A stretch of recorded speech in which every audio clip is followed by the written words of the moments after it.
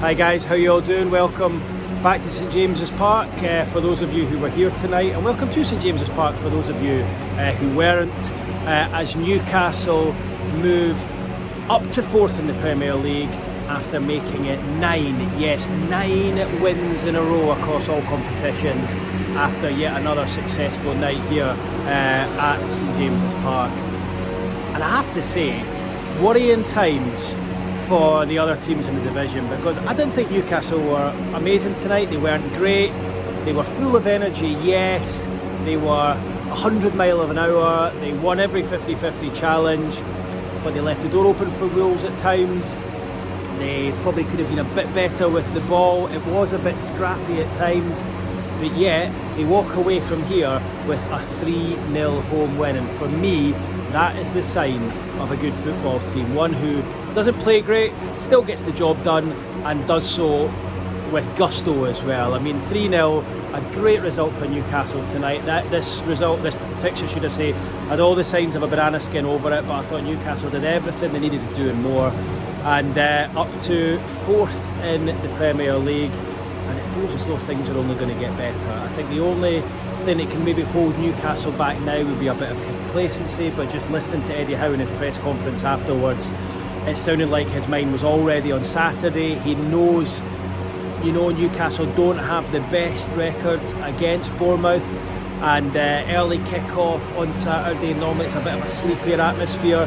He knows that Newcastle need to come out all guns blazing like they did tonight against Wolves to ensure that this winning run continues. And of course, Newcastle now just one game away from a club record 10 wins in a row. So Newcastle tonight winning that one, meaning that Eddie Howe as manager falls into the category of both Rafa Benitez, of course that was a championship team at the time, and Kevin Keegan back in 93-94 into 94-95 season in winning 9 games in a row in all competitions. So he's held in pretty good company there, but I suppose some of you will already be holding Eddie Howe alongside these greats, given what he's done with this football club in his three and a bit years in charge. And I thought that performance tonight was all Eddie Howe. It was very similar to the Newcastle side we saw a couple of years ago, where they weren't perfect at times,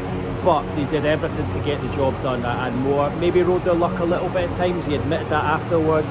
Took their chances when they were there. Were really strong, physically imposing, difficult to play against. I feel if you're any team now coming here to St James's Park to play for an away team, then Newcastle must be an absolute nightmare to play against, because they're all over you from the first minute, like a rash really. The midfield especially, the ground again that Bruno Guimaraes, Sandro Tonali and Joe Linton cover is exceptional really. And Eddie Howe in his post-match press conference there was glowing in his praise of the midfield, and actually decided to single out Sandro Tonali for his display, which is unlike him. I was actually asking Eddie at the time about Alexander Isak and his goals, and we'll get onto that in a minute, but Eddie wanted to speak about Sandro Tonali, and he said, look, I'll not so much single him out, he goes, but I wanted to praise him for what he did. He thought he was a huge part in why Newcastle won the game this evening. I have to agree, he's been absolutely sublime since he came back into the team, playing alongside Bruno in that number 6. And obviously I've said it a couple of times already, but the only question is, why was he not played earlier? Eddie will have his own reasons for that. Perhaps he felt like he wasn't quite ready to go in and anchor the midfield. I don't know, but look, his decision to do it now has been the right one, and he's been phenomenal in recent weeks. For me, he just looks a step above anyone in the pitch in any game he's played now. Look, Alexander Isak, phenomenal. His goal scoring numbers are just off the charts, really. But I feel it all starts with Tonali in midfield. He gives the team a platform to play. He does the simple things very well. He does the good things very well, and he's just an absolute magician in that middle of the pitch. I mean, he must be one of the best midfielders around at the moment. And if you're going into a game and you're looking at him in front of you if you're in the back four, or him behind you if you're Alexander Isak, or him to your left hand side if you're Joe Linton, you must just think we have got a real chance here. And I think I think he is one of the main reasons why Newcastle have gone on this, if not the main reason why Newcastle have gone on this 9-game winning run at the moment. He's been exceptional, and the longer he stays fit, and it looks like he's getting fitter with every game, the better it's going to get for you guys, because he is the real deal, Sandro Tonali. And it was nice to hear Eddie single him out, because he doesn't often do that. He doesn't often single out individual players, but I think he just felt tonight that Sandro deserved that for everything he's given to the team and how big a part he's played. By the way, look at the stadium for this side. Very rarely walk around here. Over in the corner, the stadium just looks ridiculous from this side. I'm just turning it around because the light's a little bit better this way around. Yeah, Isak, I mean, it's just frightening, his goals. I keep getting myself mixed up about how many games he scored in now, because I think in the blog on Sky Sports News I got it wrong at half time. I think I said 9 Premier League games. It's 8, isn't it? 8 Premier League games in a row. Only Ruud van Nistelrooy and Jamie Vardy have scored in more successive Premier League games. I think it's is it Vardy with 11 and Van Nistelrooy with 10, or maybe the other way around. So he's got a couple of games to go. You wouldn't bet against him doing that. I actually saw a bet the other day that was Isak to score in the next 5 Premier League games, 50-1. So that was scored in the first. He's got 4 more games to do so. You would not bet against him doing that. He is in scintillating form right now. That one he scored behind me down here at the Gallagate last night. The second one was like a penalty, wasn't it? He sent the goalkeeper the wrong way from the penalty spot in open play. It was surreal, really. But he just kind of gave the goalie the eyes and just flicked it past him the other side. The ball from Bruno, by the way, that little turn around the corner was sublime, and it set it up perfectly for him. And you know, I think maybe at times has Bruno got lost? Not lost, but is he kind of not forgotten about? But you know, with the form of Tonali and Isak, he maybe not getting quite as many mentions as he was before. And he likes to be the main man, but I thought tonight Bruno was sensational, and he has been sensational. But it's just difficult to, you know, when you've got someone like Tonali coming in and Isak scoring the goal, sometimes someone like Bruno maybe doesn't get as many mentions as he did before. But look, he is playing his part, and you can see that he loves playing alongside Sandro Tonali in there. But anyway, look, I'm going off on a tangent here. I was talking about Alexander Isak, wasn't I? 8 scored in his last 8 Premier League games. I think it's 14-12 he's got, 10-10. It's ridiculous. And as Eddie Howe pointed out in his press conference afterwards, it's not just against anyone. You know, he scored against Arsenal away, he scored against Man United away, he scored against Tottenham away, he scored a glut of home matches. You know, he was left out on Sunday in the League 2 match against League 2 Bromley. I'm sure he would have got a couple at least if he played in that game. I felt tonight, and I feel bad saying this, but I felt tonight he maybe wasn't, he didn't look 100% again, which is a real worry for the rest of the teams. That, you know, maybe Isak's, I'm not saying he wasn't at it. He was.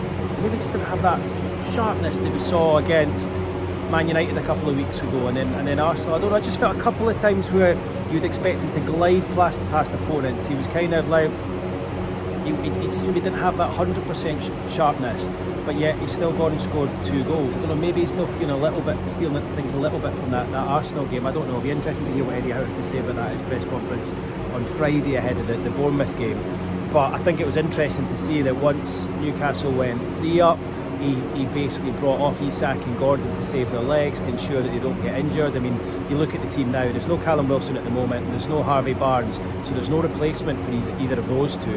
And if one of them was to get injured, like if Isak was to get injured, Gordon would have to play through the middle, and then you'd probably have to move Joe Linton further forward or play Willett wide left. If Gordon was to get injured, you would have to do the same again. It would just leave you really, really thin, and I think Eddie Howe recognises that at the moment. I think that's why he's saving the legs of those two.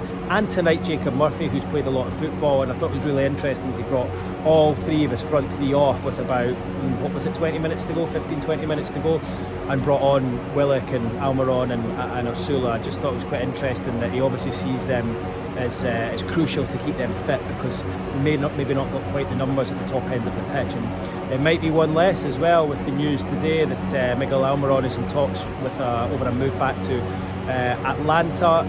I still think it's fairly early, but I think there's a feeling from within the club that this might be a time to cash in.